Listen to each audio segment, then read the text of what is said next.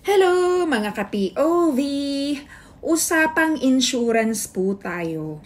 So gusto ko pong i-share sa inyo kung ano po munang dapat gawin bago kumuha ng insurance. Actually, napakaraming insurance, napaka-broad ng insurance. Kahit saan ka tumingin, pwedeng lagyan ng insurance. Pero yung pinaka-common na insurance ay, number 1, yung life insurance, motor insurance, etc. etc. Yung tinutukoy ko pong insurance ay protection kapag just in case mamatay ka ng maaga or kasi hindi naman natin alam kung kailan tayo kukunin ni God. Only God knows kung kailan tayo mamamatay. Only God knows kung kailan ka itinalagang kunin ang buhay. Habang nabubuhay tayo, meron tayong mga pangangailangan. Kapag buhay ka, kailangan mo ng magsusupport financially. So, kung mamatay ka man, at least merong pera na masusustain sa family mo, lalo na yung mga breadwinner or yung mga head of the family. Yung i-discuss ko po ay life insurance. Normally, meron naman pong makukuha na life insurance lang. Kaso, mas mahal yung premium nun. At kung ano yung binabayad mo, tapon na yun. Just for instance, walang mangyari sa'yo, hindi ka mamatay, hindi ka maaksidente. Yung hinuhulog mo, wala na yun. Wala nang value, wala kang return. Ang tawag ay term insurance. Noon, ang term insurance ay mura lang. Pero ngayon, ang mahal na. At depende din sa edad mo yung premium na ibibigay. It depends sa pangangailangan mo. Karamihan na insurance ngayon, nakalink na sa investment. Kasi, due to inflation, kaya siguro nilagyan na nila ng investment. Pwedeng i-invest ng insurance yung pera na ilalagay mo doon. I-invest nila sa stocks market para malabanan yung inflation. Kung merong advantages sa insurance, meron ding disadvantages. At isa sa disadvantage ng pagkuha ng insurance, kapag nag-stop ka maghulog, mababawasan yung value nung pera mo. At kapag nabawasan yung value ng pera mo, masi-zero yun. And another disadvantages, kapag kunyari nakapaghulog ka ng policy mo na 7 years, natapos mong hulugan ng 7 years, kapag winidraw mo yung pera, automatic terminated na yung insurance. At kapag winidraw mo yung pera, hindi na yun yung exact na ibinayad mo. Meron ng bawas. Depende sa value nung day na winidraw mo yung pera. Kasi nga yung pera mong iba naka-invest sa stocks market. What if yung value ng stocks ay mababa that time, nung time na winidraw mo? Yun yung value na makukuha mo. Hindi na yung buo na hinulog mo. Kaya mas mainam, wag nyong i-withdraw. Continuous lang until matapos mo yung policy para continuous benefits. Yun lang po ang disadvantages. Yung advantage naman, kapag the moment na nag-start ka maghulog sa insurance policy na kinuha mo, anytime kapag may nangyari sa'yo, automatic, merong makukuha yung family mo. As per doon sa yung policy ng insurance na kinuha mo, merong riders na kapag namatay ka, merong $100,000 na makukuha yung family mo. Then, kahit bayad man yan ng 2 years pa lang at hindi mo natapos, kapag may nangyari sa'yo na matay ka, automatic, ibibigay yung $100,000 sa family mo. Kasi yun yung policy na kinuha mo. Yun yung advantage. Either matapos mo or hindi, kapag may nangyari sa'yo, siguradong may makukuha. Bago ka kumuha ng insurance, isaalang-alang mo muna yung agent or financial advisor. Meron pong mga agent na after lang sa commission or sa makukuha nilang benefits. Kumbaga, merong conflict of interest na sinasabi. Nung edad ko ay 29 years old, wala pa akong gaanong alam sa insurance. Siyempre, syunga-syunga pa ako. And then, nung 29 years old ako, kumuha ako ng insurance. ang ibinigay sa akin nung financial advisor ko ay critical care.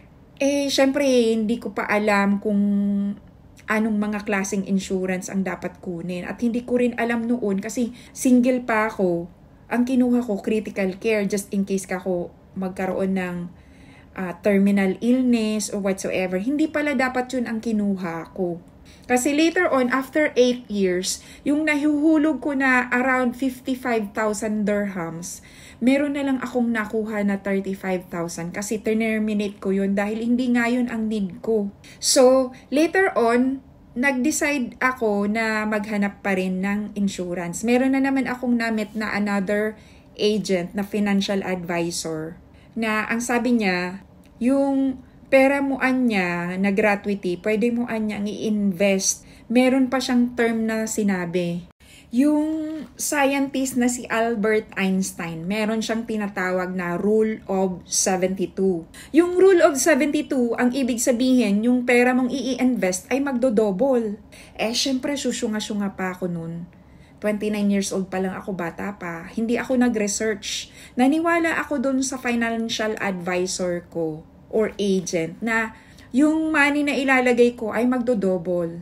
That time, ang sabi niya, meron anya kaming VUL. Ang VUL ay ibig sabihin Variable Universal Life Insurance. Pwede mo anyang i-invest ang pera mo kasi Rule of 72 anya yun.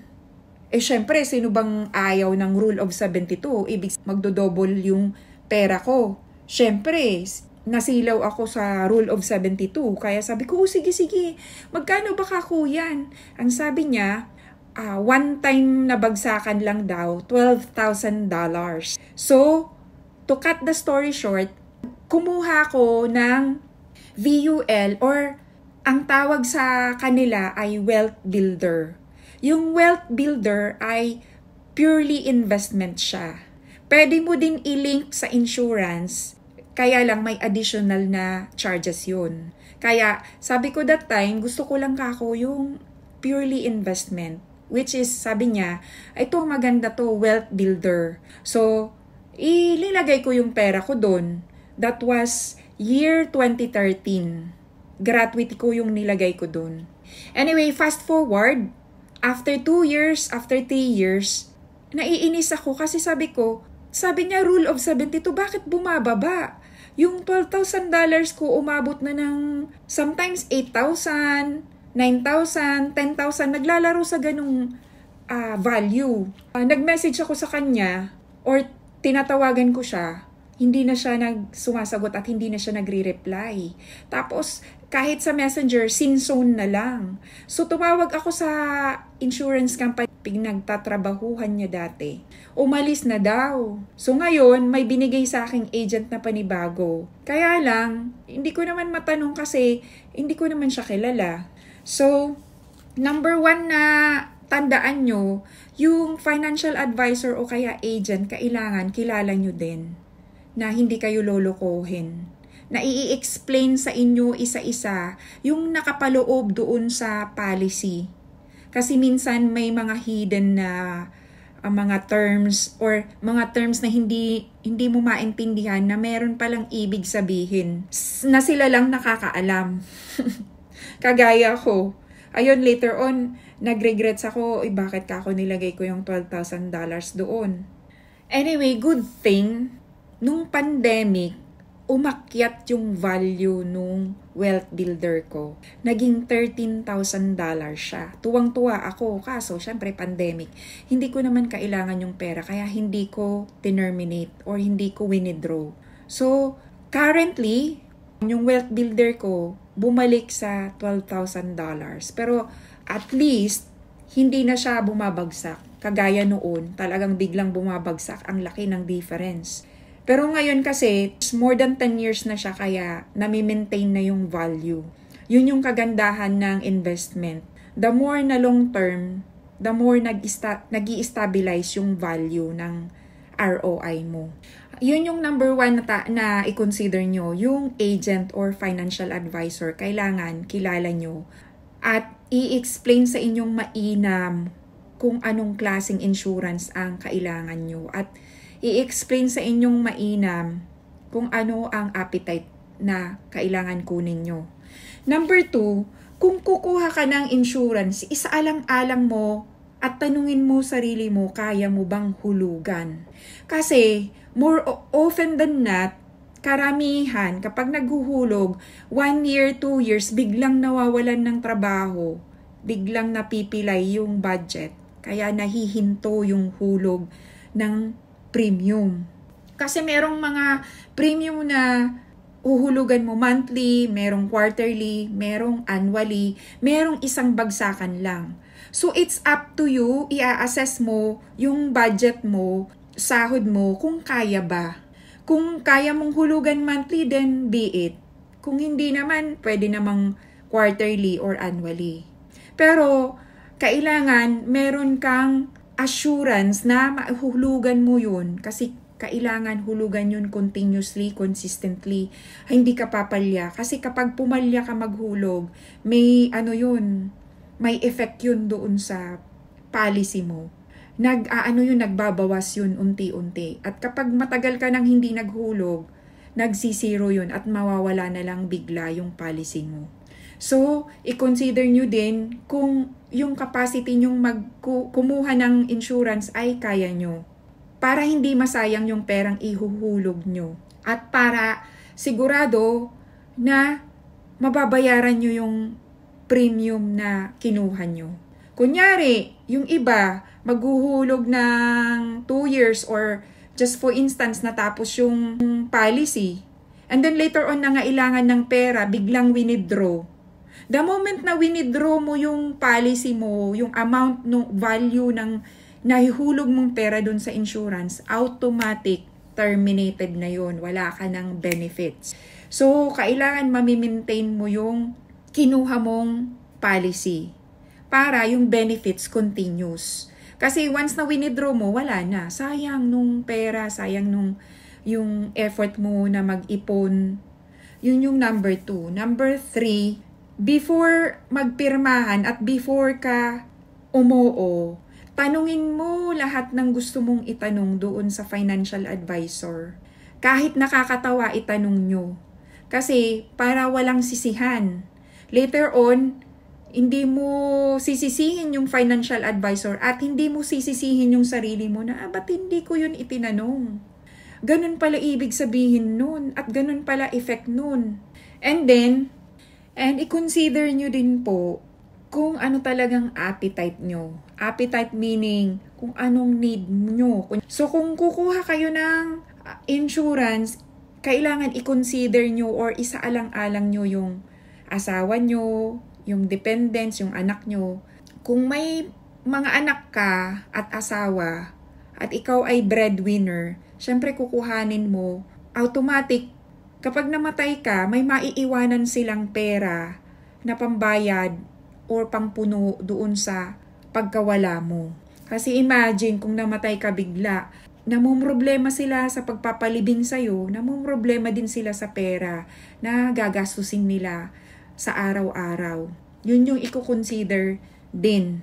And then, kung maganda pa yung trabaho mo at kalakasan ng kita mo, o yun yung tamang panahon para kumuha ng insurance kasi may kapasidad ka pang bayaran at sigurado kang mababayaran mo yung monthly premium or quarterly premium or annually na kailangan mong bayaran sa policy ng insurance. Parang nakakapanatag din kapag meron kang insurance. Kasi hindi naman natin alam kung kailan tayo mamamatay. Nakikita mo pa lang malusog, malakas, healthy, pero all of the sudden nasagasaan, na aksidente, namatay. So yun yung mga panahon na kailangan ng insurance. Lalong-lalo na kapag maliliit pa yung mga anak. Or meron naman biglang nagkasakit at kailangan ng hospitalization. So yung insurance meron ding assistance na binibigay. Mainam din yun. At dahil din sa insurance, just for instance, na-stroke ka, inatake ka, at kapag nahinto kang magbayad, iko-consider nila yon kasi kasama yon doon sa binabayaran mo sa insurance. Yung mga nabanggit ko, ang tawag doon ay mga riders. Riders sa insurance. It depends kung kailangan nyo talaga yung riders na yon. Kung hindi nyo kailangan, sabihin nyo dun sa financial advisor na tanggalin kasi yung riders, babayaran nyo yun. Kasi natatawa ako noon kasi kung ano-anong pinaglalagay ng financial advisor ko na riders na hindi ko naman kailangan. Nila, binabayaran ko kasama dun sa premium. Biro mo, 8 years binayaran ko yun, hindi ko naman kailangan. Doon kumikita yung insurance. So, kaya kailangan siguraduhin nyo kung mayroon kayong kapasidad na kumuha ng insurance. If walang kapasidad, I would advise, wag na lang. Kasi sayang nung pera. Pero kung talagang priority nyong kumuha ng insurance, meron akong kakilala, yung asawa niya ang bata pa, 39 years old, namatay before pandemic, inatake sa puso. Good thing meron silang insurance, nakapaghulog lang sila actually ng 2 years. Tapos, automatic bayad na yung insurance, fully paid na. May makukuhang benepisyo yung family niyang naiwan. Di ba maganda din? Napakapangit pakinggan na kapag namatay, may makukuhang pera. Pero reality kasi ganun eh. Hiram lang yung buhay natin. Nakasaad yun sa Biblia at sinabi na yung buhay ng tao ay parang magnanakaw sa gabi na anytime hindi natin alam pwedeng kuhanin ni God yung buhay natin. So, be ready. Nakasaad din sa Bible na ipinanganak kang walang-wala. Pag namatay ka, wala ka din bibit-bitin. So, kung marami kang pera, hindi mo rin mabibit-bit yun pag namatay ka. Why not enjoy it? Why not i-spend mo yun sa kapakanan ng family mo? Kumuha ka ng insurance para at least kung mamatay ka man, hindi mo binigyan ng problema yung pamilya mo. That's all. Hope meron kayong natutunan sa mga pinagsasabi ko. Have a nice weekend everyone. Thank you.